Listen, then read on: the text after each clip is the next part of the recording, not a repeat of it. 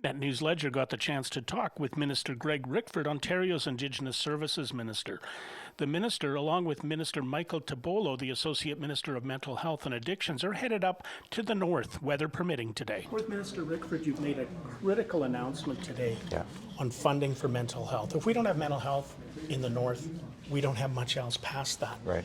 What do our readers and viewers need to know on this? That this is an exercise in collaboration with NAN and Kiwetnak Okimakanak, targeted funding that reflects some of the priorities that they had identified in the context of the current and unfortunate series of crises that have occurred, not just in the isolated communities, but here in Thunder Bay. And so if you break down the components of the funding, it reflects support for students that are going to school in Thunder Bay that are from isolated communities. Some of the physical infrastructure, like the ability to purchase some automobiles for transportation and for meeting young people who are having a challenge and get them to the right location for appropriate services.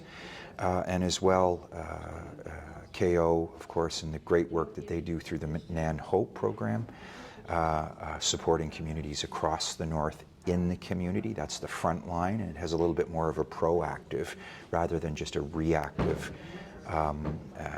component to it. Now, you're going to be, hopefully, weather permitting, flying up north today. The challenges for traveling in the north just seem to keep growing. Every year we get shorter winters. Yeah. We're having massive fog right now, which for the first part of February is very unusual. Yeah. What's the plans? Well, the plan is to get to Ebametoong today. If the ceiling is too low, then obviously we're going to try to go up there tomorrow. We're going to be persistent. This is a community that has some real challenges right now. And even though, and I'll say the federal government and the provincial government and the leadership on the ground have been working effectively together, we wanted to go in there for ourselves, meet with community members and try to understand what the most immediate priorities are for them and how we can help.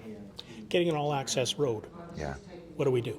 Well, of course, those are discussions that we have to advance in full partnership with First Nations communities. We don't have or want them to be unilateral. Obviously, it's an evolving discussion born likely out of necessity. Increasingly, the winter roads over the past couple of years, we've infused additional funding to fortify bridges and culverts in parts of the north where the winter road becomes contiguous. I think it's pretty safe to say over the course of the not too distant future, discussions around access through permanent roads will be part of the discussions with some First Nations. Thank you, Minister. If you like this video, smash that like button, subscribe to the channel, and help Net News Ledger continue to grow.